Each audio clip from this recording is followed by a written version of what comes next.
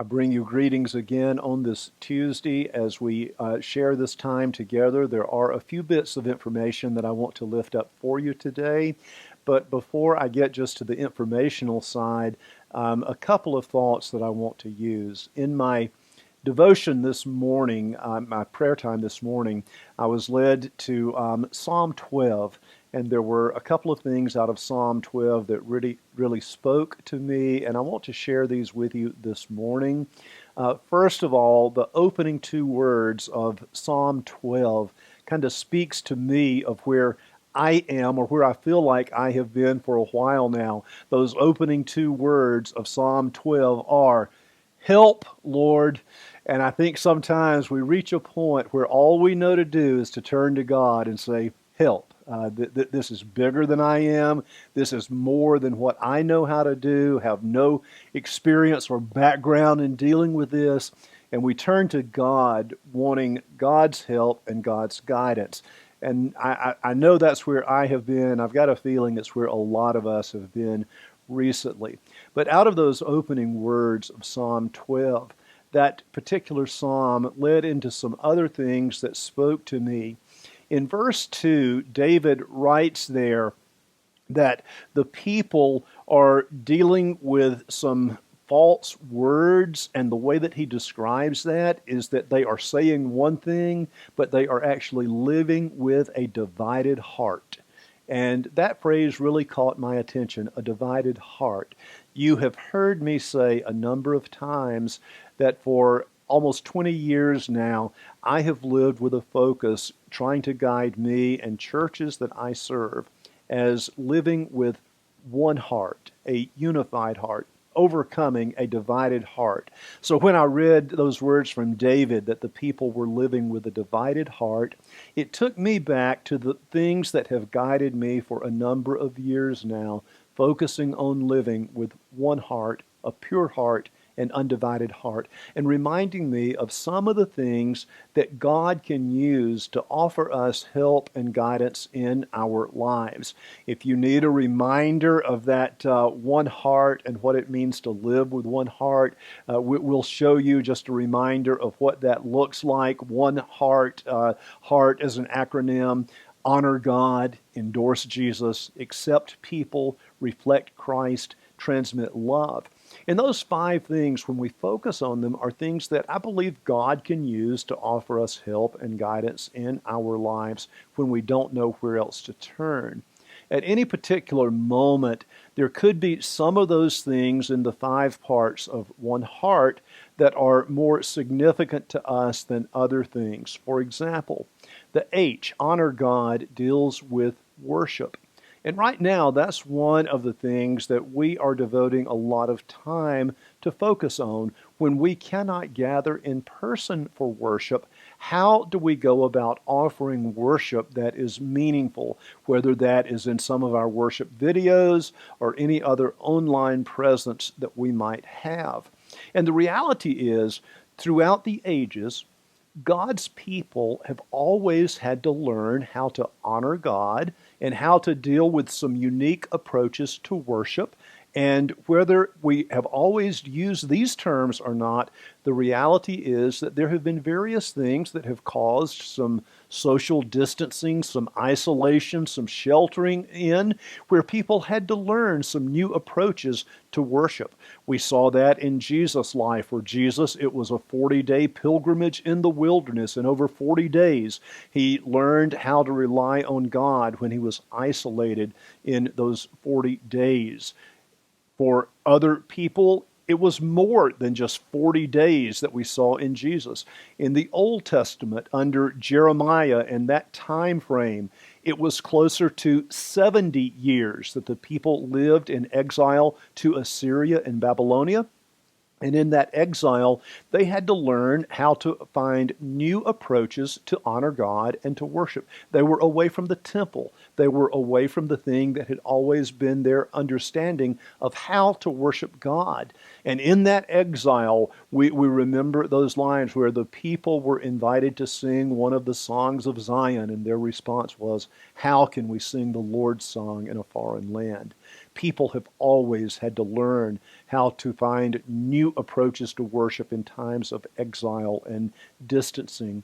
A similar thing was a part of Paul's life. Paul wrote more of the books of the New Testament than any other single author, and we know that several of Paul's books were actually written while he was in prison, while he was isolated in jail. And the last book of the New Testament, Revelation, was written while John was exiled on the Isle of Patmos.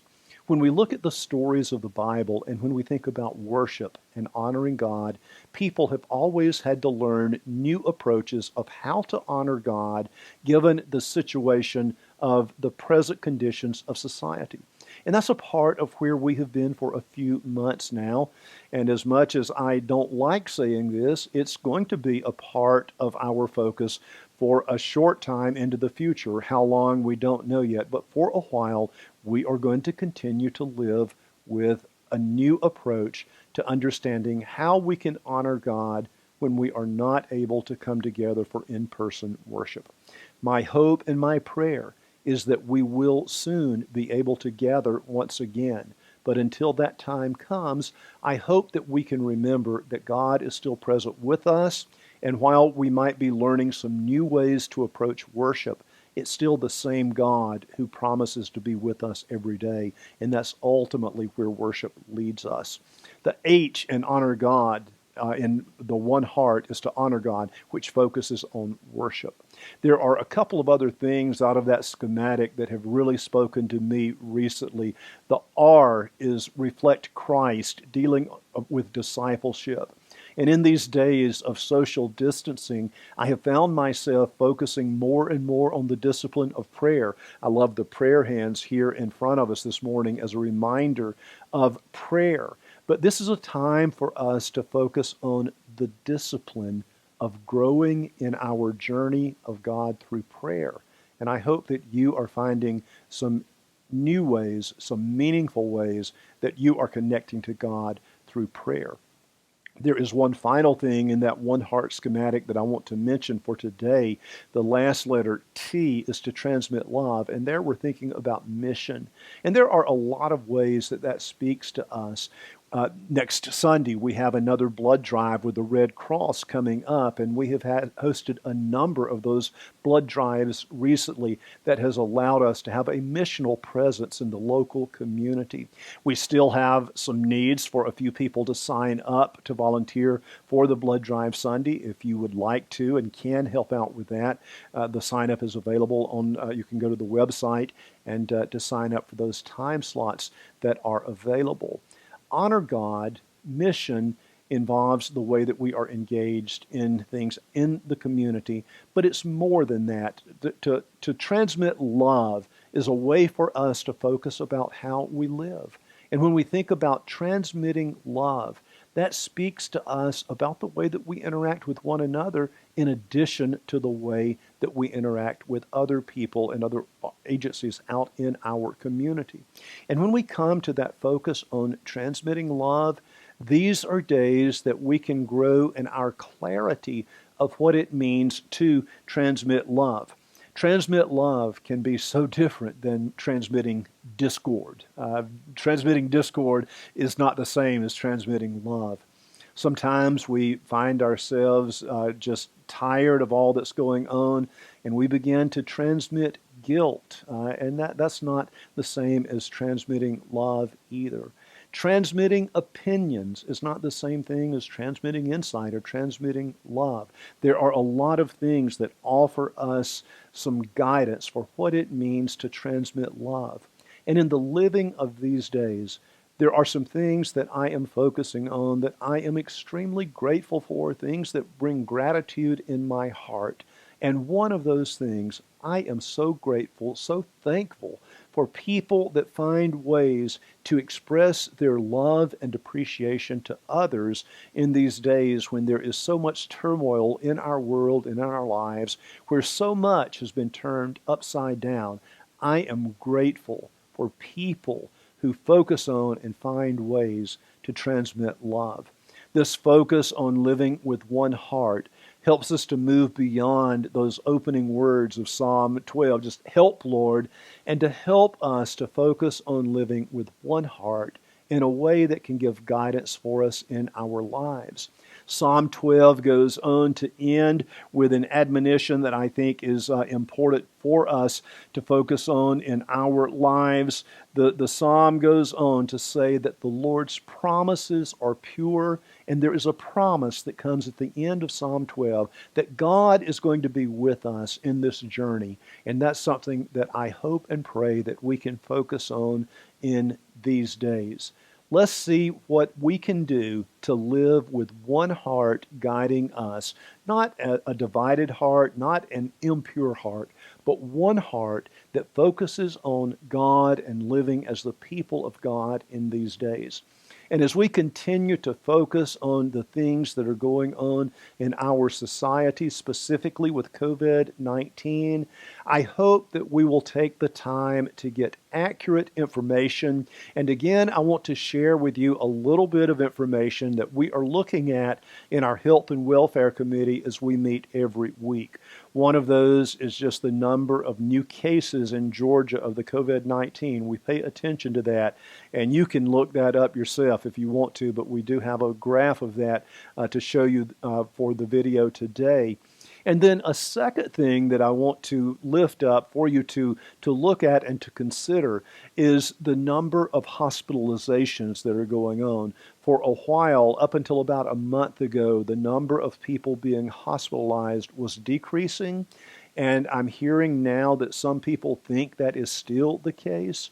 But if you look at the actual numbers, for a month now, the number of people being admitted to the hospital with COVID-19 is spiking once again.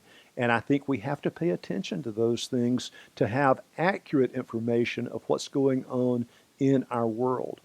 We are trying to make arrangements to open back up for in-person worship, and we hope and think that we will be ready to do so when we feel like that we can do so in a safe manner. And I ask you to please be patient with us until that day comes, until we are able to come back together in person. I would invite you to focus on what it means to live with one heart. Focus with the psalmist on what it means to turn to God to be our help in these days. And if we need to continue to find new ways to honor God, new ways to worship, then let's trust that God is going to be with us and guide us in the living of these days. And this is an opportunity for us to claim the promise of God, that not only is God going to be with us, but God will guide us through this time.